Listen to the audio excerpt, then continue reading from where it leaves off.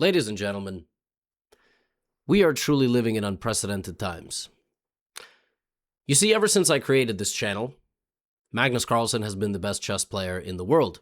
Frankly speaking, it hasn't been close, and even before this channel existed, he's been the best. Number one, ranked since 2011. It's been 15 years of Magnus Carlsen dominance, but over the last 3 months, here in 2026, Q1 to Q2, we have seen the armor, the sword, the plot armor, if you will, crumble like we've not seen before.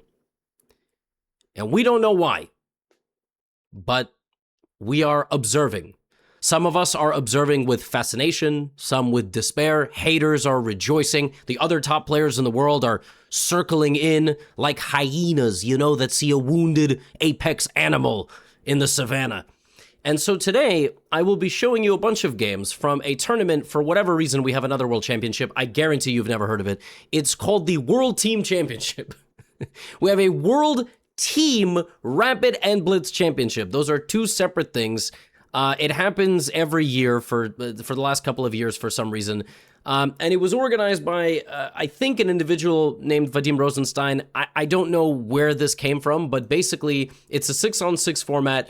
And, there's a bunch of games. Now, Magnus in this event lost 4 games in a row for the first time since he was 12 years old. And that's insane to me. As a fan of the sport, as a fan of Magnus, I have to cover it. And I will show you some of the other games, including the return of Ding Liren, who hasn't played in a tournament in quite some time. So this is where things started. And then I'm also going to give you an overview of what happened in the tournament. Magnus, Arjun Erigaisi, 15-minute chess. Queen's Gambit declined. Nothing too interesting or exciting. White takes the pawn on c5. Black plays knight c6. The game really only gets interesting right here. I mean, the position looks utterly and completely equal. Arjun plays this move, knight h5. He's trying to go after the dark squared bishop on the f4 square. Magnus decides he's going to put his queen right here so that this bishop will be taken, but then his rooks are going to have very easy play in the middle of the board. However, of course, black is going to be left with the dark squared bishop pointed at the king. So knight takes, pawn takes, and Arjun went b6. He spent quite some time on this move. He evaluated if rook d1, rook e1 was the best or not. Magnus recently was asked in a piece of short form content to basically rank the best, for a certain skill in chess to put a player who's the best at it in the world. And he ranked Arjun number 1 in terms of, I believe it was aggressiveness. And in this game, I mean, look, this is a position that Magnus has worked the bread and butter throughout his entire career. He puts the knight on e4, black plays bishop b7. Of course, white could take on c5. White can also play knight f to g5 and just try to create some checkmating ideas. In fact, knight f to g5 with a sacrifice on f7, followed by another knight transfer to the g5 square to get to e6, is apparently the way to go here. Magnus plays it very simple. He takes on c5, but one thing that I have noticed and I can relay to you over the course of the slump is the fact that he is taking too much time. He is taking too much time to make decisions, and we have never seen that before, that type of time management from him, and I think a lot of that comes from self-doubt. Certainly for me it does. I'm a master-level player. I'm not a grandmaster-level player, but once things don't go your way, you start thinking a lot more about the mechanics, all right? A lot of you play sports. Most of you probably don't get out of your desk chair. You should do that more often. But, once you actually start thinking about your movement, bad things start happening. So in this position, this is what we have. There is no checkmate. Arjun has a little bit of pressure here on the white king. Magnus goes rook e1, and again, half the time gone, right? It's 2-6.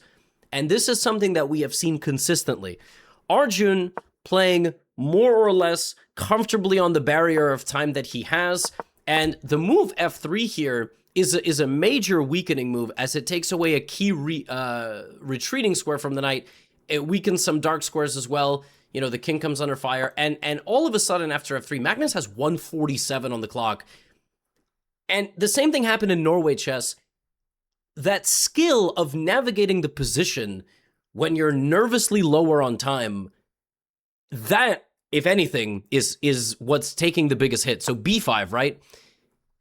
And white here can play bishop to b3, and black will play some sort of check and rook d8, and clearly Magnus didn't like something there, so he sacrifices his bishop, which is a move like I would play in blitz maybe, right? And then I would be like, oh, sacrifice, but then, so pawn takes, he gets 2 pawns for the sacrificed bishop. He has some pressure, he has like vague checkmating attacking ideas.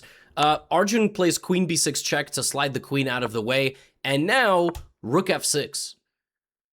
And this little shuffle puts Magnus in a situation where suddenly he has 40 seconds and he's down material, and you don't know, like, do you defend? Do you offend?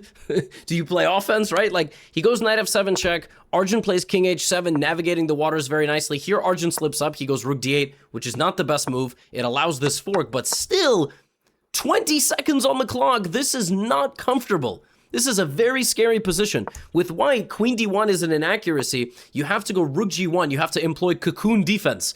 Terribly passive position, right? But this is what I'm talking about. This is exactly how games were lost in Norway chess just a month ago for Magnus. And, you know, he brings the queen back to d1. Arjun plays a very natural move. And now, rook e2. So, look, very tense position. Still a lot of game to be played. Like, rook g1, and then, you know, white continues the game, and the bishop is hanging. But just 2 moves go by. 2 moves, that's it. And the game is over. The tension was building. Magnus plays rook e2 with 2 seconds on his clock. He spends 26 out of 28 seconds and goes rook e2, and the game ends on the spot to a queen sacrifice. It's not really a queen sacrifice. I mean, it's a very cool move, but queen takes f3. If you take, the bishop takes, white is mated, basically. White is just checkmated, and the game is over here, not because you take the queen, but because you take the rook. Then the king walks into the rook's path, and then you win the queen, and then, of course, you are just up a knight in an endgame, and as a beginner, you should never resign here, but Magnus resigns. And, you know, Ivan Sokolov, Grandmaster, also very famous for a clip on YouTube. You should definitely go see it. It's after one of his Tata Steel games against Hikaru Nakamura, legendary clip. He said something like, what is happening with Magnus is it feels like like faltering ability to handle tension, trying to force things in a position relatively uncharacteristically, because I feel like Magnus's risk tolerance over his career is very well calculated. And so going in here, and Arjun, you know, Arjun after this tournament is the 2nd ranked rapid player in the world. I'm going to show you that afterward, but Arjun's the 2nd highest rated rapid player on the planet. So he's really, really good at these positions where there's, you know, 10 minutes to think, 15 minutes to think. And this was game 1. Anybody can lose a game. But then he lost 3 more. In Norway, he lost 3 games in a row. And, you know, we thought the sky was falling, right? And all the games, almost all the games were lost in the same way. Very combative opening, very dynamic, but a lot of time being invested into the moves. And then later on, just not being able to navigate as well. So Shant Sargsyan, all right, against Magnus here. I guess we can look at it from Black's perspective because we're following the view from the best player in the world, even when he's slumping. F3, and Magnus plays H5. So this is some sort of, this is like a very dynamic dragon line where Black keeps the option to play the bishop to H6. So for example, Queen D2, then you play knight takes, bishop takes, and the rook now defends the H6 square, so you can play bishop to H6. It's a very cool move. Bishop h6. It attacks the queen, and if white plays bishop to e3, you actually trade the dark squared bishop, and you're very happy, which is why queen f2 is played instead. It's a very, it's a fascinating dragon line, you know, this type of dragon. e5. Okay. Now Magnus here spent 4 minutes on the move h5 in a rapid game. He spent. In this position, he thought for a while. Of course, he can play knight g4, he can play bishop g7, he can play many things. 50 seconds, and then By the time we get here, it's a similar story. 3 minutes down on time. But like vintage Magnus of the last 15 years, okay, whatever. You know, Magnus is just taking some time in the opening to, you know, get a dynamic and imbalanced game, and that is the truth. This is an extremely dynamic and imbalanced game, very rich type of structure. He now walks his king over to g7. White very naturally plays to double up the rooks onto this weak d6 pawn. It's a backwards pawn. It's a pawn whose neighbors have abandoned it, and the square in front of it is controlled by the opponent, so it could be a very big weakness, but it's very well protected. We trade the bishop like this, and we play h4. Now, you give me this position for Magnus, with white or with black, against basically any player in the world in a rapid game or even a blitz game, and I'm like, he'll figure it out. He'll figure it out with both colors. The position's 0-0-0, which means you can sit down with either color and have a very rich and interesting game. White played b4, Magnus played bishop f4, which is normal. He can also play h3, the retreat, and now bishop takes, b5, normal. At some point, you could consider always floating in this move h3. a3 played by white, very solid. And now, over the next few moves, again, Magnus goes to like 4 minutes on the clock. So queen c7, 5 minutes, 425. 425 with these 3 moves, which, I mean, again, I think he was looking for something, whereas his opponent kind of shut him down. And remember, this is a team tournament. There is a little bit of a dynamic here where, you know, you're looking at the other boards as a player, and you never know, should you take more risk, or should you chill, or should you make a draw? And you're like, well, I'm higher rated than my opponent by 200 points, so maybe I need to take a little bit of risk. d5 is played, and the position begins opening up, and we have an endgame. We have an endgame. Magnus down a little bit on time, but okay, come on. He's won and lost. He's won almost all of these types of endgames, and he's lost very few of them. So king f2. All right, Shant doing a nice job here. Knight c8. Now, again, 259 to 643. I'm getting nervous, and I've already seen the game, right? Like, how are you going to play this position with 259? White plays knight e4. Shant hasn't done anything particularly wrong here. Knight b6. How is Magnus going to create his winning chances? Both guys have improved the positioning of their knights. Shant plays rook e2. But Shant has played such a smart and relatively boring game. Like, he hasn't made a single inaccuracy. Played this game very Wesley So-like, just playing good moves. Now Magnus trying to force things, which is what he does. This is how he takes over endgames. Pawn takes, pawn takes. Rook f5 is given a question mark, but white doesn't really punish it. Knight goes back to d6. Apparently, it was better to go to b6, attacking the rook, and then bringing the rook around this way, which is really hard to do, because if you already put the rook here, you are never going to bring it around this way. Knight d6 played, 131 on the clock to 5 minutes. Now the move g4 for white is very good, trying to chase away the rook. Rook d2 is played, though, and Magnus comes back to f6, and the position is basically back around equal. All right. We have rook f4, Magnus 111 on the clock, rook e5, rook b4. The position's getting a little bit more lively now, all right? Like, we have opportunities. Rook d5 attacks the knight. Knight f5 gets out of the way. White plays g4, takes, takes. We're still probably heading for a draw. I mean, both guys have f, g, and b. Very balanced position, 107 to 203. We have rook back to c8, rook to d3, knight attacks the rook goes here, and suddenly there is a really big threat in the position, and Magnus doesn't pick up on it. He can take the knight, and then rook e7 would be played, and that would be a draw. Same exact pawns, same exact pieces. Magnus thinks for half his time, and plays knight c6. And that move is losing. He's threatening knight e5, but that move is losing because his rook is trapped. In one move. He can't go anywhere. And the reason you couldn't play that before, like, it was kind of being set up. Like, if king g8 was played, knight a6 actually traps the rook. So knight a6 was a threat the second that this pawn was defended, and this rook was very uncomfortable. Knight e7 was the best move, but Magnus here had to go to this position and just make the draw. And in an absolutely shocking turn of events, blunders a one-move fork. He's just cut up here by the rooks, and he resigned. This type of stuff can happen to anybody. I mean, especially in these rapid and blitz events, we see blunders and time trouble all the time. Where it gets concerning is the next phase of this video. Magnus didn't play the next 2 games. That's quite shocking. So all all 3 days of this tournament, you play 4 rounds. There are 12 total games, I think. 12 total rounds of action.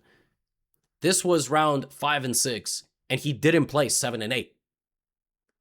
You would think maybe he sits out for 7, comes back for 8. He didn't play 7 and 8. Which is troubling. We've never seen that before. And then you're like, okay, what's going to happen next? Well, obviously what's going to happen is he's going to come back on the 3rd day of the event, well-rested, recovered, untilted. He's going to win. D4, he's playing Sindarov in this game. Remember, team tournament, I don't know. I don't even know what teams they're on. You can't even see it here, or maybe you can somewhere. I don't know. Knight f3, knight f6, Catalan, Magnus, Catalan, rested, recovered. Let's go. He's going to win. D takes, bishop g2, bishop b4 check, knight d2, b5. So this is a variation where black takes the pawn on c4, and then he tries his best to not allow the opponent to win it back. Castles, bishop b7, and now white is going to play for b3 and a4, or white is going to go here, which is a very fake, brilliant move.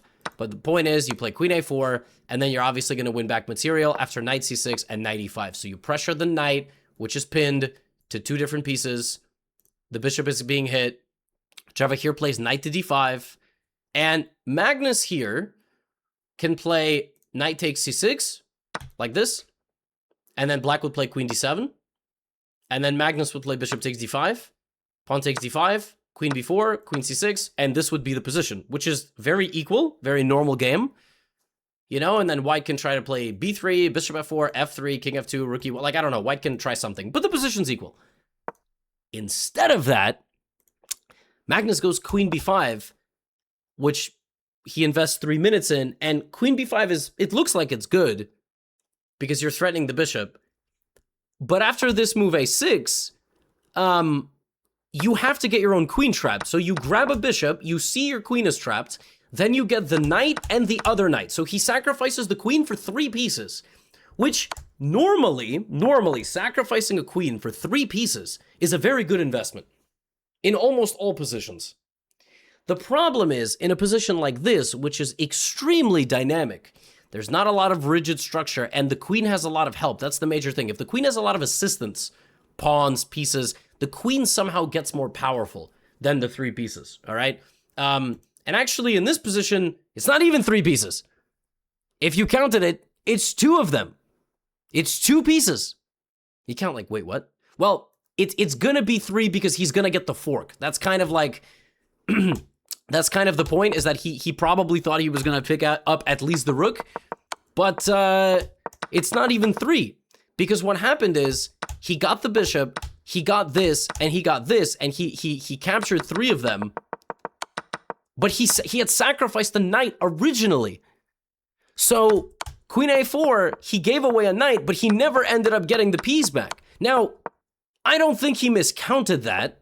Probably he went for this position, you know, and he sacrificed the queen, and he truly thought, like, and it is a very rich position. He obviously thought king safety is better for white, e4, but this is massive risk, and this is the kind of chess he has been playing from Norway chess as well. e4, e5, rook b1, and Sindarov brings all his pieces, which is exactly what he's supposed to do, and queen b4, and Javokhir is going to play, you know, queen a5, a5, c-pawn. They're all going to be used. At some point, maybe he's going to trade the dark squared bishop just to remove another piece from the white position. But, you know, a queen is a queen. And you're really going to feel the queen's presence here. Rook c1, rook b8, playing on the b file. Magnus plays a3, queen b3. And you are very close to wrecking this position. The queen is going to a2 next.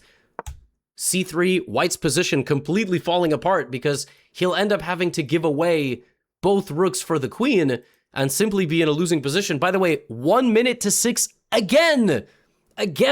Although this game, obviously, Sindarov just played very well, played with a lot of energy. b4 on the board, the e-pawn falls. And of all those games, you know, the Erigaisi game was decided in a little bit of a scramble.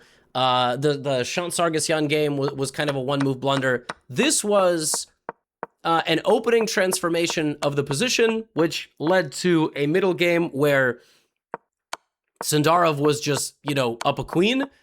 And ultimately the game ends with this bishop of Magnus's wandering over to take a pawn and getting trapped in the corner. Now, Magnus didn't have to take that pawn. I think this game could have gone on for a lot longer, but at some point, Black would have figured it out. Black has enough material here to constantly create problems and threats and you know, try to get in like to f3, but it could have gone a lot longer. In the end, it was Sindarov who was down on time, but Sindarov was up a queen, so queen g7, the bishop is trapped, and Magnus resigns, and that's 3 losses in a row, but split into 2 days, which is the most concerning part. You know, that's that he didn't bounce back. And last World Rapid and Blitz, Magnus had lost a few games in a row, and we were like, oh, this must be the end, right? I mean, and then he showed up on the last day of every tournament, and he always clutched it. So this is the 4th game, the 4th Magnus game that I will show you. He's playing against Aydin Suleymanli, who's an Azerbaijani grandmaster, and he's very strong. Actually, I guess I played his brother or his cousin. I think it's his brother, Suleymanli. I played him in Italy 2 years ago, in 2024. And Aydin is a very good grandmaster, but he's 25-50 rapid, right? So Magnus goes for a Dutch. I mean, this is just very normal. Leningrad Dutch from Magnus. Rich opening, lot of ideas. Clearly something that you play to get a very interesting and rich game where White has to make a lot of decisions and you're going to put the pressure and try to win. The issue is, in these very rich positions over the last few tournaments, Magnus is taking too much time. And in this game, White went bishop f4, knight a6 from Magnus, rook c1 played, h6 played, normal move. You always go king h7, you control the g5 square, or you try to play g5. White decides to engage in locking the center of the board, plays h4. I don't think we're in any known territory anymore, just not allowing the g5 ideas, knight c7. a3 might try to go b4. He does in fact go b4, but already from the opening, everything is looking very good for Black. He has a good blockade. White did not implement any of the most challenging ideas. Black could always try to play for b5. For example, bishop d7, rook e1. b5 is very, very normal, although I think in this position, a little bit slightly inaccurate maybe, and maybe you have to play a5 and do it a little bit, better than that. Knight e8 is the move that Magnus chooses. We get into a maneuvering game. Since White goes b4, Black goes b6, very solid. Bishop a6, knight f6, and bishop f3 is a very deceptive move. So White would love to play e4, but he can't because losing this bishop for this knight and weakening this would be very bad. But bishop f3 looks like it does nothing, but it prepares knight g2, which would bolster this side of the board and virtually guarantee the move e4. Black now has to fight back against c4. So the computer wants queen c8 or queen e8, and in general to prepare some counterattack on c4. The move king h7, which looks very natural, just kind of a passback move, apparently is not useful enough, and White is going to get e4, and now White is going to start causing some issues. But the time management is good, right? And we're looking for the bounce back here. Magnus gives away this h5 pawn, so he spends some time here. He calculates something where you can take this completely. Aydin plays b5, which is not, it's not a bad move. e4, Magnus gets the dark squared bishop, and knight e5. I mean, you cannot ask for a more healthy and interesting game. Black can, prepare an attack on the king side with g5. There's tactics here, here, here, and here. Bishop g2 back. And now, I mean, g5 is like, you roll the dice and you just go for it. Of course, it's a little scary with queen h5, but whatever. You have that idea. There's also a6. So a6 played. White plays pawn takes f5. Bishop takes f5. Jumps in with the knight. Magnus voluntarily gives away his rook. He could have taken on e6, but then that would have allowed White way too much activity. So f4, extremely sharp position, but White has 39 seconds. So in this game, everything is mirrored. It is actually Magnus who is up on time, but with a difficult position. So how are you going to navigate this position? We go knight g4, Aydin takes, and grabs the rook, and plays knight b5. White is much better, but he has 20 seconds. This is where the experience of the 20 world champions comes in. You lock the game down. You are worse, but you are not lost. So bishop g7, bishop f6. You have to break down Magnus Carlsen's defenses. Bishop e4, h5. He's locking down the whole position. Aydin is playing moves with 5 seconds on the clock. King g2, the knight goes back to h6. Magnus has to decide, am I playing for a win? Like, am I trying to trick my opponent? You know, or am I playing to make a draw? King g7, he's just playing moves, playing tennis. Knight g4 check, knight h6 back. White doesn't want to draw. 17 seconds. Rook a5. Bishop h3 check. Bishop back to f5. Magnus is like, hey, you can't break through. I have a total lockdown of the position. We trade. And actually, if anybody's taking over now, it's the endgame god, right? He's looking for a trade of queens to then bring in the knight. And White is going to have no way to break through this position. Okay? Knight f5. Magnus hasn't gone down below 2.5 minutes. He's getting his swagger back. I mean, the way that he's playing very fast. He's keeping about 2 minutes up on time. 57 seconds. We've dipped into that red zone territory, where now things are going to start getting a little bit dicey. Bishop f6. Bishop d4. We could have maybe just kind of moved back and forth, but he goes bishop here, and Aydin takes, because he wants to transform the position in some way to a winning endgame. Apparently, knight takes d4 here is the move. Because if you play knight takes d4 attacking the rook has to stay guarding this pawn. If it goes to c1, for example, now there is b5. Takes, knight takes, this is there, the c-pawn is there, the rook can always infiltrate. Actually, if anybody, it's black who can maybe play this endgame for a win. Maybe. Like, there are some ways you can accidentally bring your rook to e4, and then, like, the knight, and, like, I don't know. But you can also use the c-pawn. And then c3 and rook a3, and, you know, with a knight on the board, anything is possible in a time scramble. Pawn takes d4, though, is the move that Magnus chooses.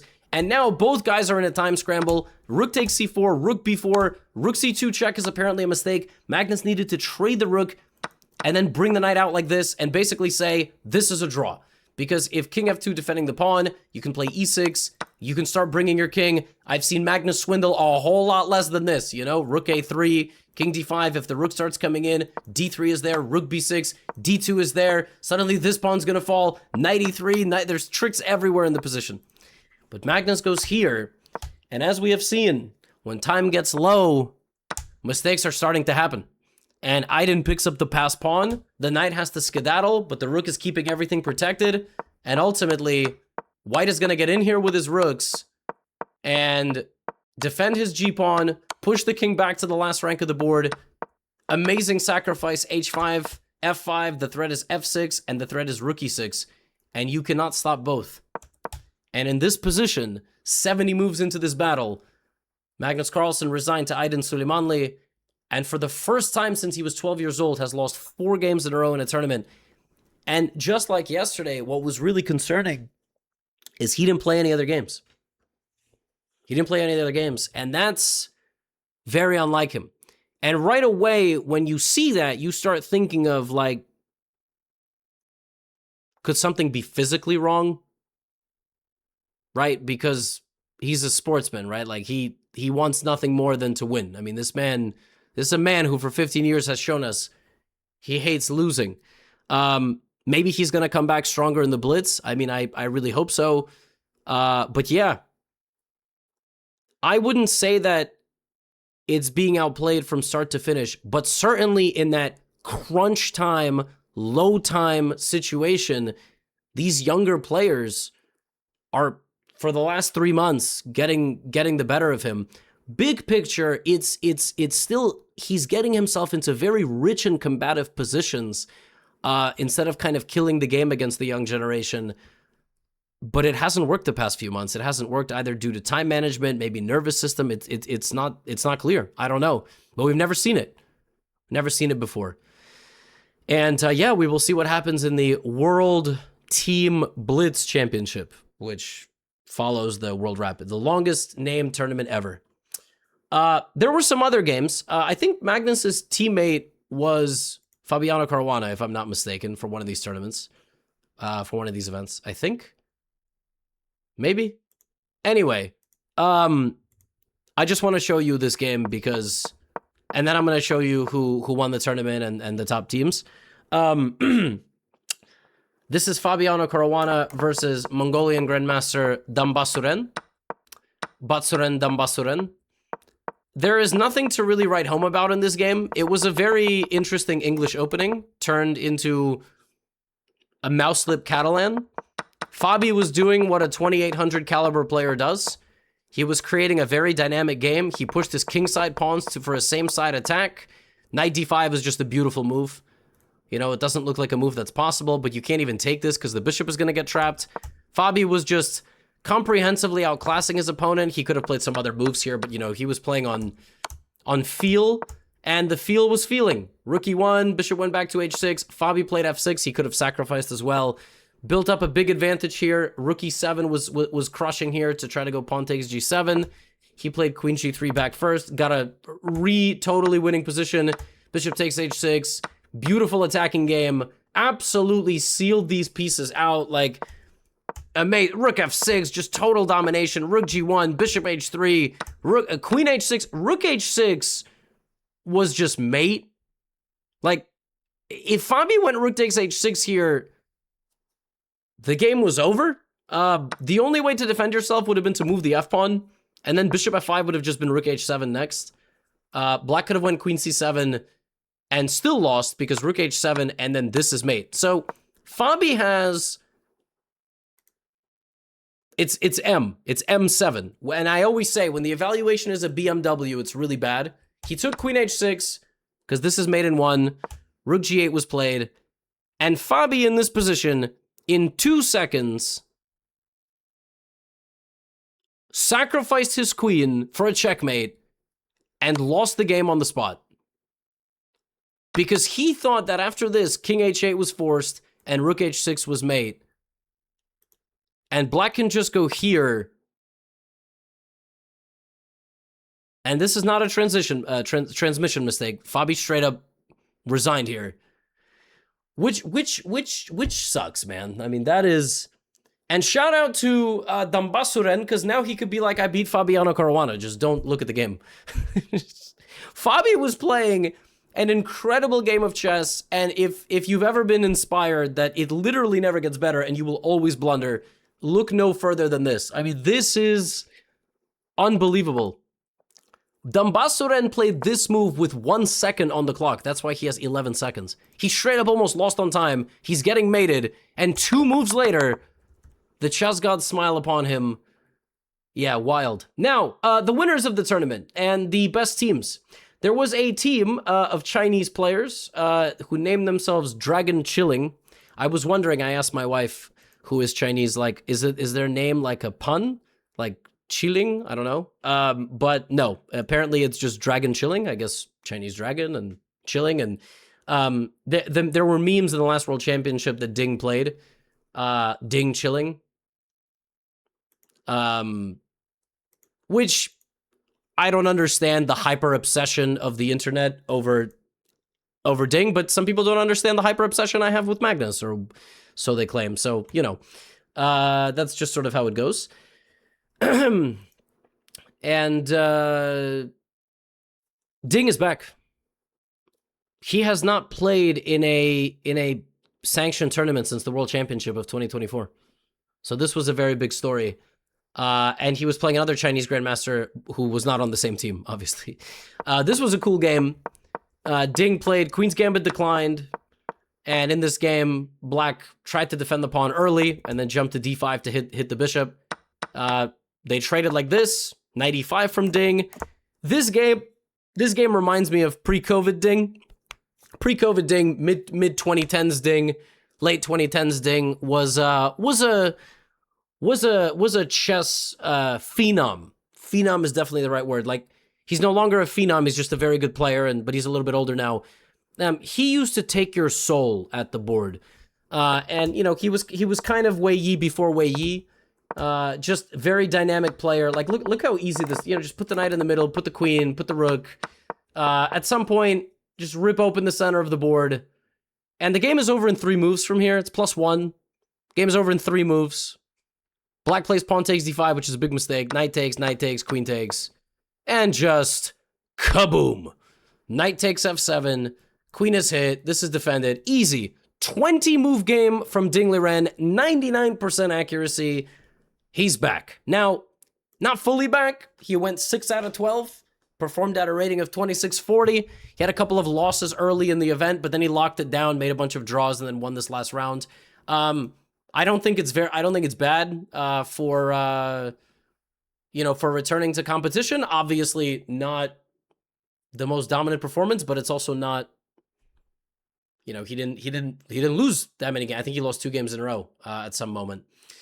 But his team was fantastic. They dominated. They won first place. They tied for first with the team MDG1,